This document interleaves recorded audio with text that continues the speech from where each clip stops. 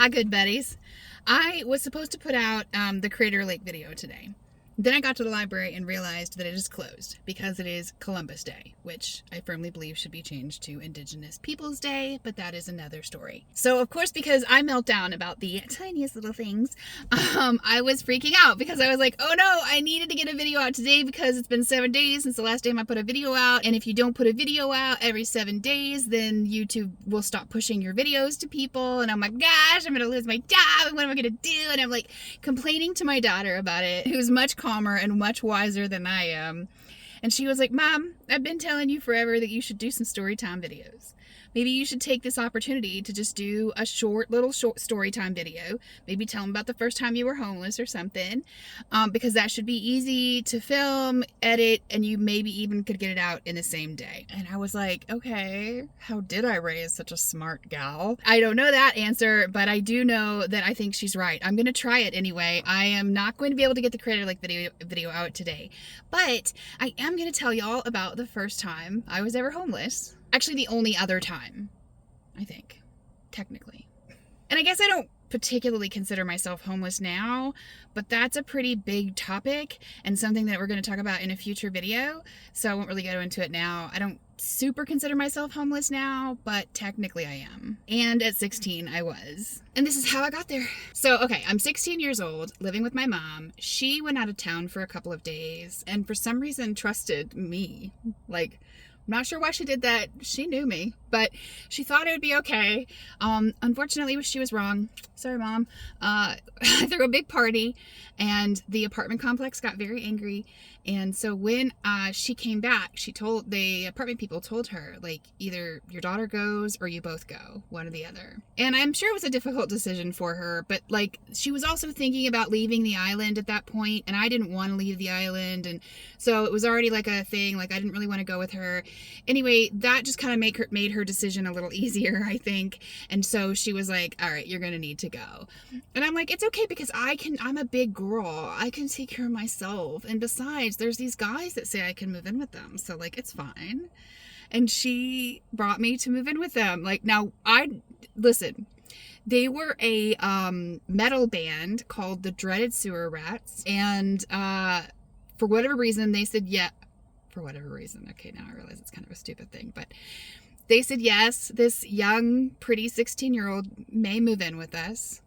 And my mom was like, that seems like a good idea. So, and I was like, this is amazing. She drops me off. And I was pretty good at convincing her that, like, I'm a super smart and responsible girl and I'll be just fine. And so she drops me off there. Now, I had a big crush on the bass player of DSR, the Dreaded Sewer Rats. His name was Dave, and he was in his 30s, 35 at the earliest. He was probably older than that. I was 16. He knew I had a big crush on him. He was not into me, like, in a love way, but he definitely liked that this cute 16-year-old girl liked him. So one night, he invited me into his bedroom, and of course, we know where that went. So he and I dare not call it dating because, again, it's not like he was really into me. He just very much liked what he could get from me. Like, he called me his secretary, if that tells you anything. So, and let me just preface this. This is not a woe is me story. This is not a, oh, boo-hoo, look at what happened to this poor little 16-year-old girl. No. Because I made all the bad decisions here. It was all my fault from top to bottom. So I'm not trying to get any sympathy out of this. I don't deserve it. Especially because of this part that I'm about to tell you right now. You remember when I told you that in my early 20s, maybe you don't remember, but at some point I think I told you that in my early 20s, I was, well, all the way up until my early 20s, all my childhood, all my teens, I was a piece of shit. I was a big old raging piece of shit. I was selfish and mean and cold and just not a nice person. And I've tried so hard. I've worked really hard to become a good person since then. So I even hate to tell you that I did this because it's really embarrassing, and I hope you don't hate me for it because it was such a shitty thing that I did, and I got what I deserved. But the dude Dave, he set me up with a babysitting gig for a friend of his, and this friend of his dealt pot, weed, marijuana, whatever you call it. I've always just called it pot. or weed. And so as I'm babysitting, I see that there's these bags of weed just sitting there, ripe for the taking.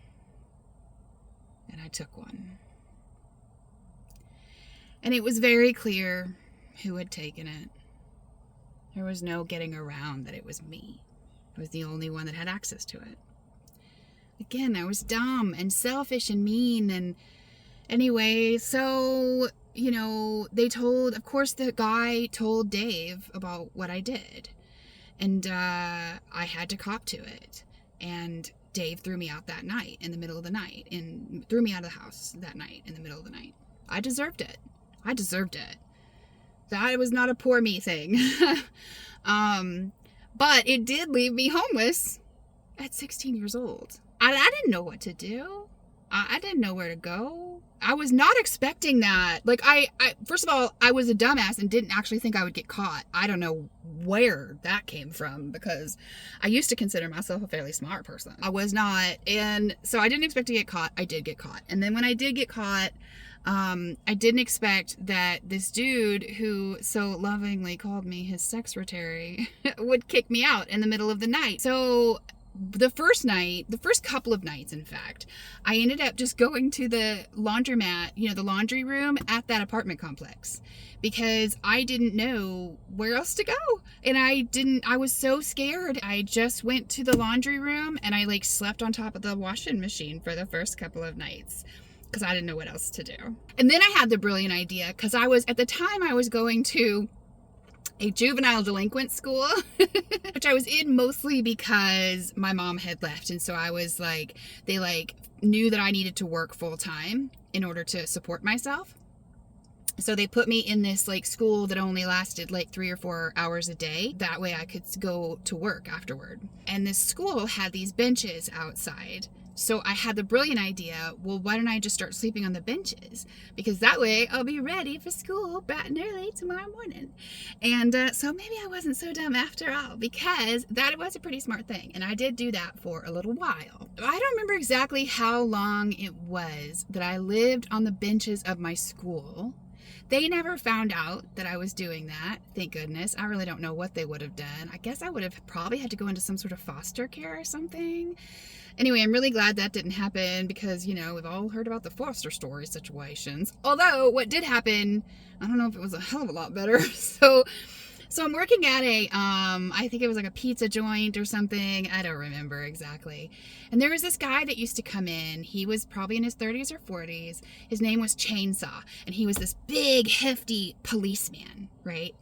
And we were friendly, we would always sort of chat while, when he came in to get his pepperoni pizza or whatever it was. So one of the times we're talking and I was like, yeah, I live on the school benches or whatever. And he's like, well, why are you doing that? I have a couch. Just come sleep on my couch. And I was like, oh my gosh, this super nice guy. He's a cop. So surely he cares about people and he's a really nice guy. And he just wants to do this because he's worried about me. Poor little old me. He wants me to come, he's going to give me a couch to sleep on. So I went from washing machine to school benches to Chainsaw's couch. And it was all good. He was really, really nice until he wasn't. You know how that goes. And it wasn't that bad. He didn't do anything super, super bad. But, at first when I was there, he, of course, was very, very nice. He bought me things. He was just really, really nice. And I really did think that this was a fatherly type dude, just trying to help out this young, stupid girl. Until I realized that he expected me to thank him, He expected things from me that I wasn't thinking he was going to expect. And when I figured that out, and he figured out that I was not amenable to that proposition, well, that was the end of that. But luckily, at that very same time, some of my friends were looking for a place. I can't remember exactly how that went down either. There were 10 of us. 10 at least of us. Everywhere from me, I was 16, I was the youngest one, up to 20 or 21. We all got a house together. That's another story, because now I'm not homeless anymore. I'm actually paying rent. I have a house. Maybe I'll tell you the story about that 10-person house. It didn't go well for me. But at least I had a house. I don't remember exactly how long I was homeless. I know that the washing machines only lasted for a couple of days until I thought of the school benches. And then the school benches was a minute, like a few weeks. Couple months maybe. I don't know exactly. And then I was in Chainsaw's house for, I don't know, it was probably 3 or 4 weeks before I realized I owed him something I did not want to give him. Let me just pop back in because I forgot to tell you about a story that is kind of heartwarming and a little bit reminds you how cool some people can be.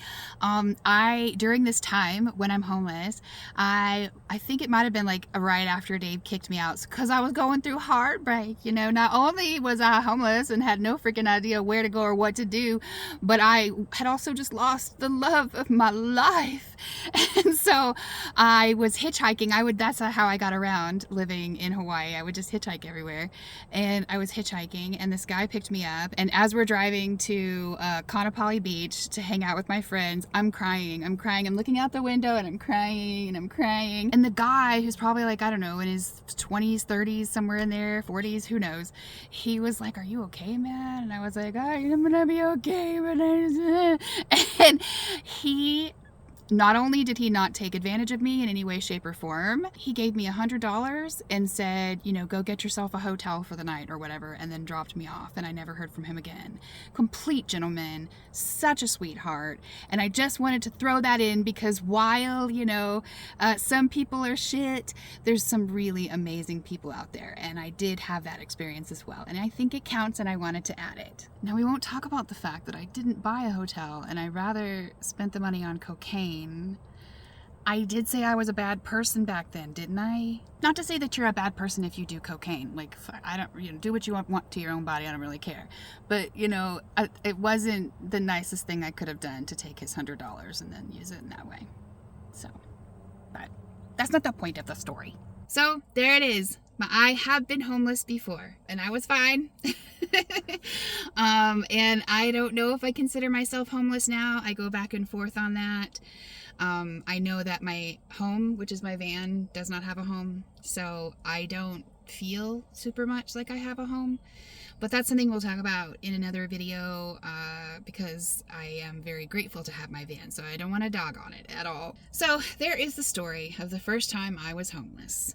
A selfish, very dumb teen girl who did selfish, very dumb things and ended up right where she freaking deserved to be, I think, at the time. But, you know, I ended up in that 10-person home, and then I went on a bad mushroom trip, which I've told you about before, and ended up back in Texas with my dad. So I guess all's well that ends well. And hopefully this video hasn't been super boring. I'm sorry for doing something so quick and fast and just rushing something out there.